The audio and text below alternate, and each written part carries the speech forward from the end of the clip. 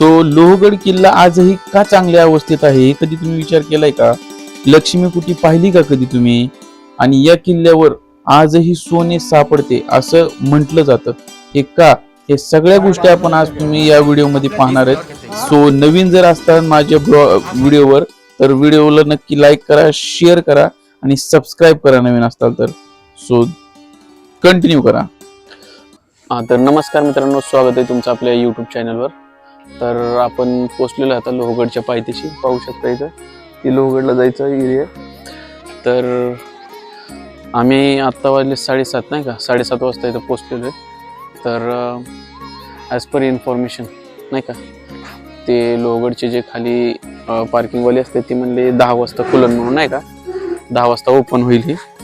कारण का गेटला म्हणजे सकाळचाच विचार होता आमचा ट्रेकिंग करत जायचा गडावर, पण झालं असं की आम्ही आलोय लवकर, पण गडचं गेट आहे गडाचं ते उघडतंय 10 वाजता. तर तोपर्यंत आमचं म्हणणं असं आहे की विसापूरचा किल्ला करून यावं. तर कुणी म्हणते 9ला, कुणी म्हणते 10ला. तर तुम्ही येताना थोडं उशिराच्या म्हणजे 9-10 वाजेपर्यंत या इथं, जेणेकरून तुम्हाला वाट बघायची गरज नाही पडली पाहिजे. तर तुम्हाला जर म्हणजे असेल वेळ तर थांबू शकता इथं आलात लवकर तर, पण नसेल वेळ तर मोकार कशाला सकाळ सकाळ म्हणजे येऊन वाट बघायची. डायरेक्ट यायचं, डायरेक्ट गडावर जायचं 10 वाजता.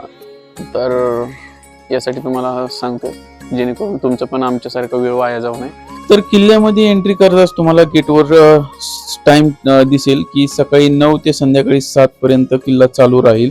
लोहगड किल्ला हा गिरिराज प्रकारातील समुद्र सपाटीपासून 3400 फूट इतकी आहे. लोहगड हा किल्ला सह्याद्रीच्या डोंगर रांगांमध्ये विस्तारलेला असून हा किल्ला पावनखोरे, इंद्रायणी खोरे या 2 खोऱ्यात विस्तारलेला आहे. त्याचबरोबर जवळच असलेला विसापूर किल्ला त्यालाही जोडलेला आहे.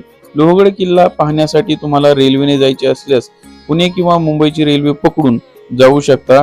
तेथूनच मावळ बस किंवा स्थानिक बस आपल्याला तिथे घेऊन जाऊ शकते. जर आपल्याजवळ स्वतःची गाडी असेल तर डायरेक्टली लोहगडच्या पायथ्याशी जाऊ शकता. तर तुमच्याकडे जर 2 व्हीलर असेल तर 50 रुपये, 4 व्हीलर असेल तर 100 रुपये याप्रमाणे पार्किंग घेतली जाते. लोह म्हणजे लोखंड आणि गड म्हणजे किल्ला. लोखंडासारखा मजबूत असलेला हा किल्ला त्याच्या इतिहासासाठी, सुंदरतेसाठी आणि साध्या सोप्या रचनेसाठी नाव आहे. छत्रपती शिवाजी महाराजांनी त्यांच्या काळी राजकीय धोरणेसाठी वापरला जायचा. लोहगड किल्ल्यावर मराठा साम्राज्याने बरेच वर्ष राज्य केले. ज्यावेळेस पुरंदरचा तह झाला त्यावेळेस एकूण 23 किल्ले महाराजांनी त्यांना सोपवण्यात आले होते. त्यामध्ये हा देखील किल्ला होता. सध्या आपण आलो आहोत गणेश दरवाजापाशी. गणेश दरवाजावर आपल्याला गणेशाची मूर्ती पाहायला मिळते. याच दरवाजाच्या खाली सावळे कुटुंबांची बळी दिला होता, त्यामुळेच त्याच्या बदल्यात त्यांना पाटीलकीही दिली होती. गणेश दरवाजातून आल्यानंतर पुढे तुम्हाला शिलालेख आणि तोफ दिसतील. बरोबर तोफांच्या मागे एक खोलीही पाहायला भेटेल, जी की दारुगोळा ठेवण्यासाठी उपयोग केला जायचा.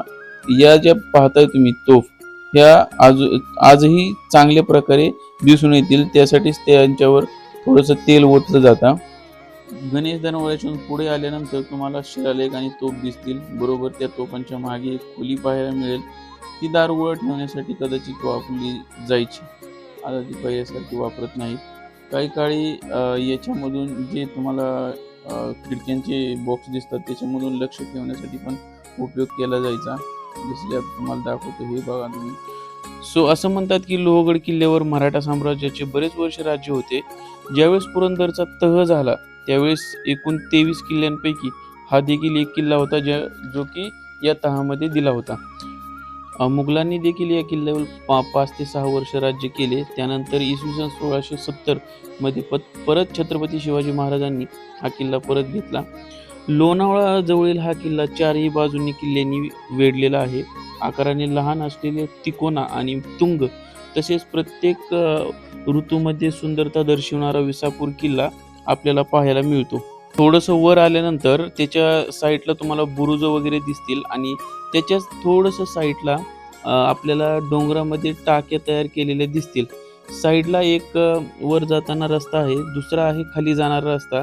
तो खाली जाणारा रस्ता म्हणजे ज्यावेळेस एखादं युद्ध वगैरे चालू असेल तर युद्धाच्या वेळेस राजाला कसं इमर्जन्सीमध्ये बाहेर काढणं, त्यावेळेस असा एक बोगदा होता, असं एक भुयार होतं, जिथून राजाला संकटकालीन बाहेर काढलं जायचं.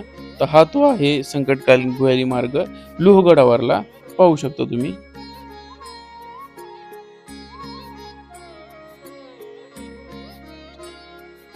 प्राचीन इतिहासावरून असे म्हटले आहे की लोहगड हा किल्ला 700 वर्ष पहिला आहे.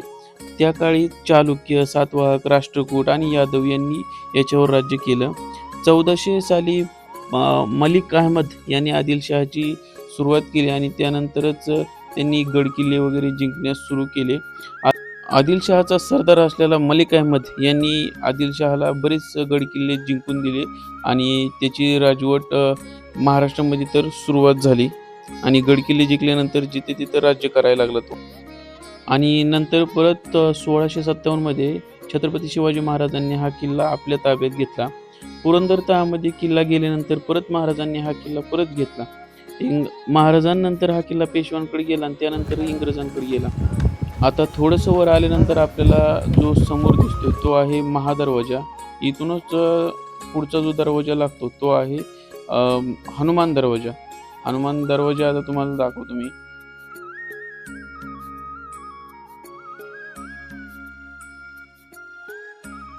महादरवाजापासून थोडंसं वर आल्यानंतर हे आपल्याला थोडंसं ओबडधोबड आहे, कारण का आता खूप वर्ष झाली या गड किल्ल्यांना, त्यामुळं रस्ता आत्ता सध्याला पाहायला गेले तर एवढा तर चांगला नाही, पण गड किल्ले अजूनही सुरक्षित आहेत, जसं की हा लोक. तर आपण मित्रांनो 2 दरवाजे पार केल्यानंतर हा तिसरा जो दरवाजा बघताय तो आहे नारायण दरवाजा. हा नाना फडणवीस यांनी बांधला होता. सो चला तर मग व्हिडिओ कंटिन्यू करत राहा. व्हिडिओ जर आवडला तर प्लीज एक लाईक करा, शेअर करा आणि माझ्या व्हिडिओवर जर तुम्ही नवीन असताल तर नक्की सबस्क्राईब करून जावा मित्रांनो, कारण का याच्यामुळेच मला थोडंफार मोटिवेशन भेटतं आणि याच्यामुळेच मला व्हिडिओ टाकण्याला अजून मोटिवेशन भेटतं. तर हा जो पाहताय तुम्ही आता, हा आहे हनुमान दरवाजा. सो नारायण दरवाजा पार केल्यानंतर समोर तुम्हाला मेन दरवाजा लागतो, तो म्हणजे हनुमान दरवाजा दिसून येतो. या दरवाजावर हनुमानाची मूर्तीही दिसून येईल तुम्हाला. हनुमान दरवाजापासून आत गेल्यानंतर थोडंसं तुम्हाला त्याच्यामध्ये आता एक नवीन पाट्या वगैरे लावलेल्या आहेत, जे की तुम्हाला रायगडावर कुठे काय आहे आणि कशा प्रकारे तुम्हाला फिरण्यास मदत होईल हे दाखवले. हनुमान दरवाजापासून वर आले की आपण पाहतो गडावर समोरच तुम्हाला समाधीस्थान दिसून येईल. त्याच्या साईडला पडलेल्या अवस्थेत सभागृह दिसून येतं, जिथं तोफसुद्धा पाहायला भेटतात.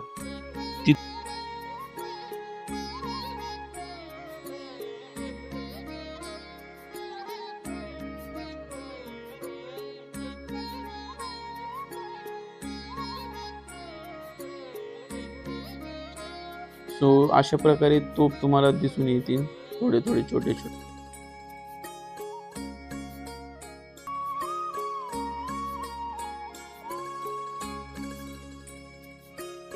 सो तिथून थोडंसं वर आल्यानंतर तुम्हाला एक छोटंसं महादेवाचं मंदिर दिसून येईल.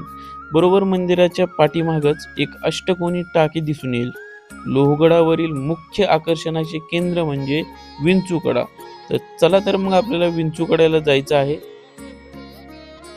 तर जसं की तुम्ही महादेव मंदिर आणि त्र्यंबक तलावापासून जसं पुढे आलात, तर पुढे आल्यानंतरच तुम्हाला पिण्याचे पाणी दिसेल. इथं टाकी होती त्यावेळेसची केलेली. आकर्षणाचे केंद्र म्हणजे विंचूकडा. तो विंचूकडा 1500 मीटर लांब आणि 30 मीटर रुंदी असलेला. तर ज्यावेळेस तुम्ही तिकडून असं येताल तर इकडे एक माचे आहे, तर माचेकडे जायचं आहे आपल्याला. अशा प्रकारे काही उतार आहे इकडून, ज्याला उतरता येईल त्यांनी इकडून खाली या बरं का, असं कुणी येऊ नका. आणि त्या साईडला बघा माचेकडे जायचं आहे आपल्याला, तुम्ही पाहू शकता. माचे दाखव त्या साईडला सगळ्यांना. चला आला का बघ. सो असं म्हटलं जातं की हा जो विंचूकडा आहे हा हत्तीच्या सोंडेसारखा असल्यामुळे याला डोंगराची सोंड असेही म्हणतात. पावसामुळे मोस्टली पाय घसरत असल्यामुळे जुलै ते सप्टेंबर मध्ये इकडे सोडत नाहीत या माचीवर, फक्त इकडे उन्हाळ्यामध्ये सोडलं जातं. सो मी उन्हाळ्यामध्येच गेलो होतो. पाहू शकता मित्रांनो, अशा प्रकारे आपण आता आलेलो आहे आपण. ओके, हे असं माचीकडे चाललेलं आहे. आता माचीच असणार आहे कदाचित, आम्हाला माहित नाहीये. मी तुम्हाला नक्की याच्यामध्ये सांगून देईन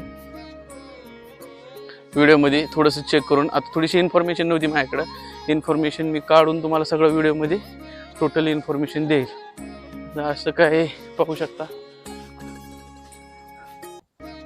घोड्यांच्या पागाच्या बरोबर मागच्या साईडला लक्ष्मी कोठी दिसून येईल, जी की सुरत लूट केल्यानंतर महाराजांनी तिथेच जे काही धनदौलत होती ती तिथं ठेवली होती. आणि ते आतल्या साईडला आहे. तुम्हाला मी व्हिडिओ कंटिन्यू करत राहा, तुम्हाला दाखवतो आत कुठपर्यंत आहे ती कोठी.